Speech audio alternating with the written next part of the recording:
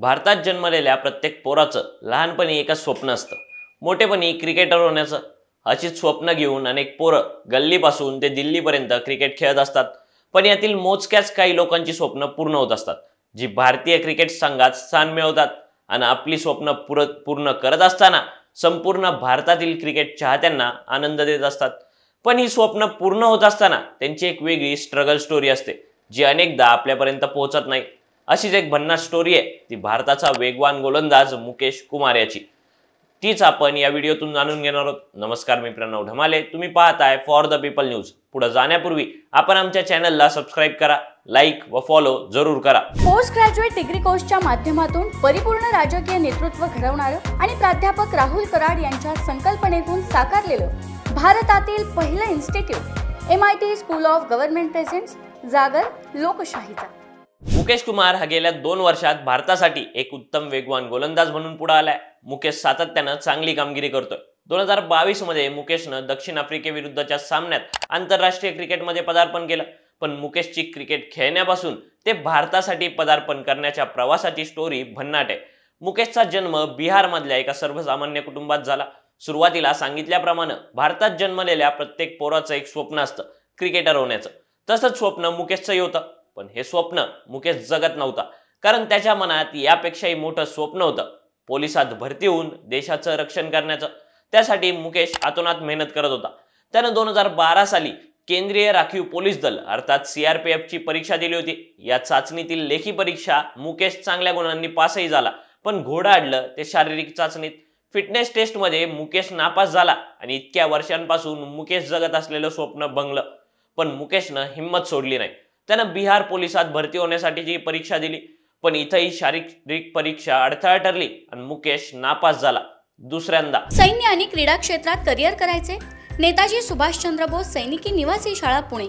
ऍडमिशनसाठी संपर्क 960 781 1662। त्यानंतर मुकेशनं फिटनेसला गांभीर्यानं घ्यायला सुरुवात केली। नंतर मुकेशच्या आयुष्याला वेगळीच कलाटणी मिळाली। 2014 साली भारताचा माजी कर्णधार सौरव गांगुलीची बंगाल क्रिकेट असोसिएशनच्या अध्यक्षपदी निवड झालेली। गांगुलीनं 2020 सालचं विजन डोळ्यासमोर ठेवत 2015 साली चाचणी शिबिर आयोजित केलं। यावेळी देशभरातील 300 मुलांची चाचणी घेण्यात आली। यावेळी निवड प्रक्रियेत वकार युनिस, मुथय्या मुरलीधरन, VVS लक्ष्मण यांच्यासारख्या दिग्गज खेळाडूंचा सहभाग होता। त्या दिवशी चाचणी शिबिराला सुरुवात झाली। या शिबिरासाठी मुकेश कुमारही ग्राउंडवर उपस्थित होता। सकाळची संध्याकाळ झाली, पण मुकेशचं नाव येत नव्हतं। अखेर संध्याकाळी ज्यावेळी मुकेशचं नाव पुकारण्यात आलं, त्यावेळी हा पठ्ठ्या बाथरूम मध्ये बसला होता। बऱ्याचदा नाव पुकारल्यानंतर त्याचं नाव यादीतनं बाद करण्यात आलं। ज्यावेळी मुकेशला ही गोष्ट समजली, त्यावेळी त्यानं निवड समितीला विनवणी केली। अनेक विनवण्या केल्यानंतर मुकेशला 4 बॉल खेळण्याची संधी मिळाली। 2 वेळा पोलीस होण्याचं स्वप्न तुटलेलं असताना तिसरा चान्स मुकेशला मिळाला होता। त्याला अवघ्या 4 बॉल्समध्ये वकार, मुथय्या आणि लक्ष्मण यांच्यासारख्या दिग्गजांना इम्प्रेस करायचं होतं। मुकेशनं बॉल्स टाकायला सुरुवात केली। 4 बॉल्स टाकल्यानंतर मुथय्या मुरलीधरन आणि लक्ष्मण काहीसे प्रभावित झाले, मात्र वकार युनिस पूर्णपणे प्रभावित झालेला नव्हता। मुकेश कुमार तिसऱ्यांदा त्याच्या स्वप्नापासून दूर राहण्याच्या अगदी काठावर उभा होता, पण अखेर प्रयत्नांना यश मिळतं असं म्हणतात ना, तसंच झालं। यावेळी मुकेशला मदतीचा हात देण्यासाठी धावला तो भारताचा माजी क्रिकेटपटू रणदेव बोस। 2005 साली आयोजित एका शिबिरात माजी क्रिकेटपटू ग्रेट चॅपलनं रणदेव बोस बाबत बोलताना त्याचं नाव भारतातील टॉप 30 क्रिकेटपटूंच्या यादीत टाकलं होतं। त्याची स्टोरी नंतर कधीतरी बघू।